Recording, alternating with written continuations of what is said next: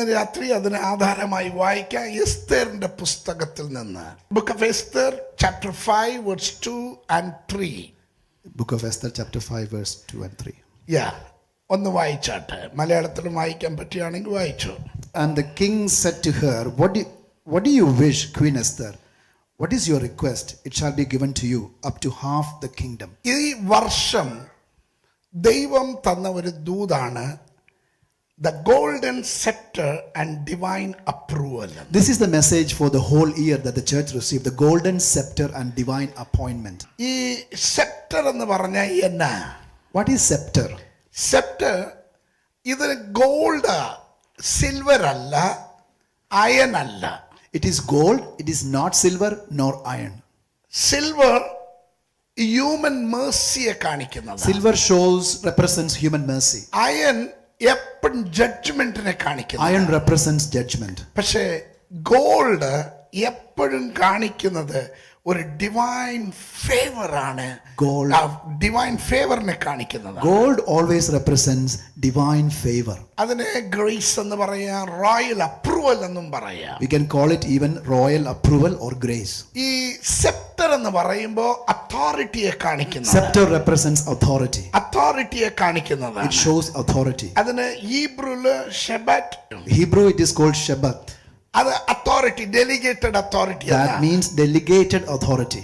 ഈ അതോറിറ്റിയെ കുറിച്ച് നമ്മൾ സ്വല്പ സമയം ചിന്തിച്ചേ പറ്റൂ. And we're going to meditate on this authority for some time. ഇത് രാജാവിന്റെ കയ്യിലിരിക്കുന്ന ചെങ്കോലാണ്. It is this scepter is in the hand of the king.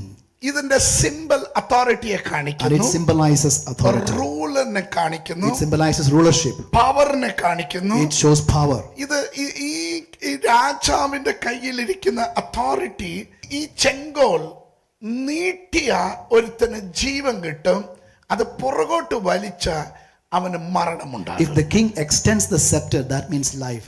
But if he withdraws, that means death. അപ്പോൾ ജീവനും മരണത്തിന്റെ മധ്യത്തിലിരിക്കുന്നതാണ് ഈ ചെങ്കോൽ, രാജാവ് പിടിച്ചിരിക്കുന്ന ചെങ്കോൽ. The scepter that the king holds symbolizes life and death. ദൈവത്തിന്റെ ആത്മാവ് എന്നോട് ഇങ്ങനെ പറഞ്ഞു, The Spirit of the Lord told me, ഈ വർഷം ചില ദുഷ്ടന്റെ ചെങ്കോലിനെ ദൈവം തകർത്ത് കളയാൻ പോകുന്നു. God said that I'm going to destroy some of the scepters of the evil one. ദൈവത്തിന്റെ ചെങ്കോൽ ചില കുടുംബത്തിന്മേലും വ്യക്തികളുടെ മേലും ദൈവം സ്ഥാപിക്കാൻ പോകും. God is going to establish his scepter over families and individuals. ഈ ദൈവത്തിന്റെ ഈ സെപ്റ്റർ ദൈവത്തിന്റെ അധികാരത്തെ കാണിക്കുന്നത്. This scepter shows God's authority over ഇത് us. കവനന്റ് ആയിരിക്കുന്ന വ്യക്തികൾക്ക് വേണ്ടി ദൈവം ഒരുക്കുന്നതാണ്. This is something God prepares for the covenant people. ദൈവം പട്ടണങ്ങളുടെ മേളിലും സഭകളുടെ മേളിലും കുടുംബങ്ങളുടെ മേളിലും ആധിപത്യം ചെയ്ത ദുഷ്ടന്റെ ചെങ്കോലിനെ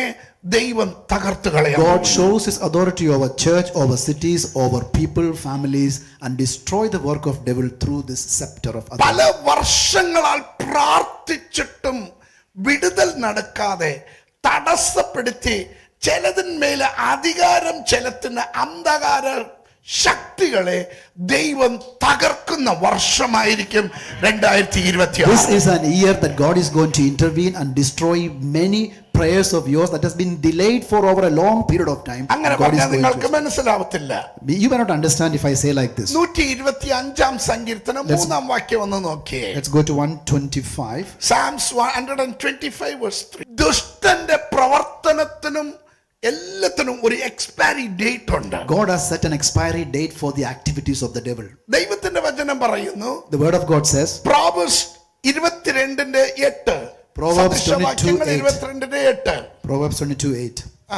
അവന്റെ കോപത്തിന്റെ വടിയെ ദൈവം ഇല്ലാതാക്കും. He who sows iniquity will reap sorrow, and the rod of his anger will fall. ഇന്ന് രാത്രി ചില കുടുംബങ്ങളെ തകർത്ത പൈശാചിക ശക്തിയുടെ ആധിപത്യം ലാസ്റ്റ് ആകാൻ പോകുന്നു. God is going to dismantle those influence of the devil in over certain families tonight. Amen. Amen. Amen. Amen. വിശ്വസിക്കുന്നവർ ഒരു ആമേൻ പറഞ്ഞാൽ. How many of you believe that? അപ്പം ദൈവത്തിന്റെ പദ്ധതി, ദൈവത്തിന്റെ ആധിപത്യം ഓരോരോ കുടുംബത്തിലും ഓരോരു വ്യക്തിയിലും ദൈവം സ്ഥാപിക്കാൻ പോകുന്നു. God is going to establish his authority and his power over every individual family. Amen. Amen. സഭകളുടെ മേളിലും പട്ടണത്തിന് സഭത്തിന് മേലും ദൈവത്തിന്റെ നിയന്ത്രണ അധികാരം വെളിപ്പെടാൻ പോകുന്നു. God's control and authority is going to be revealed over cities and over churches. അതിന് മുൻപേ ഇരുന്ന ദുഷ്ടന്റെ ചെങ്കോലിനെ ദൈവം തകർക്കാൻ പോകുന്നു. Before that, God is going to destroy the scepter of the Satan. ഇത്രയും മനസ്സിലായവർ മാത്രം ഒരു സ്തോത്രം How many of you have understood so far? Just say your praise. Hallelujah. Amen. Hallelujah. Hallelujah. ഇനി ദൈവം ചെയ്യാൻ പോകുന്നത് What is God going to do now? ശ്രദ്ധിക്കണം. You must pay attention. യെശയ്യാ പ്രവചനത്തിൽ 14 അധ്യായം 5ഉം 6ഉം വാക്യം ഒന്ന് വായിച്ചാട്ടെ. Isaiah 14, ആ, 5 and 6. യഹോവ ദുഷ്ടന്മാരുടെ വടിയും വാഴുന്നവരുടെ ചെങ്കോലും ഒടിച്ചു കളഞ്ഞു. The Lord has broken the staff of the wicked, the scepter of the rulers. Amen.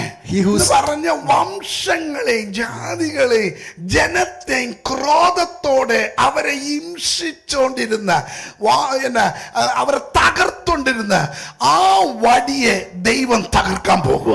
Verse 6 said that he who struck the people in wrath with a continual stroke, he who ruled the nations in anger, is persecuted and no one hinders. ദുഷ്ടന്റെ ചെങ്കോലിനെ ദൈവം തകർക്കാൻ പോകുക. And Satan's scepter is going to be broken. നീതിമാന്മാരുടെ അധികാരത്തെ ദൈവം വീണ്ടും സ്ഥാപിക്കാൻ God is പോകുക. going to re-establish the authority of the righteous man. അത് വിശ്വസിക്കുന്നവർ ആമേൻ പറ. How many of you believe that? നീ Say amen. പോകുന്ന ഓഫീസിൽ അത് നീ കാണും. You will see it in your office. നീ പോകുന്ന ഓരോരോ മണ്ഡലത്തില് നിന്റെ മേലുള്ള ദൈവിക അധികാരം നീ കാണും. Every area of your life that you walk around, you will see the authority of God working in your life. ദുഷ്ടന്റെ ചെങ്കോൽ ഒടിക്കുക എന്ന് പറഞ്ഞാൽ When you say God breaks the scepter of Satan, നിന്റെ ഫൈനാൻസിന്റെ വിഷയത്തിൽ ദുഷ്ടൻ പിടിച്ചു വെച്ചിരിക്കുന്ന ദൈവം തകർത്ത് നിനക്ക് വേണ്ടി റിലീസ് ചെയ്യാം. over your finance, whatever Satan is holding and tightly holding, God is going to release and break it.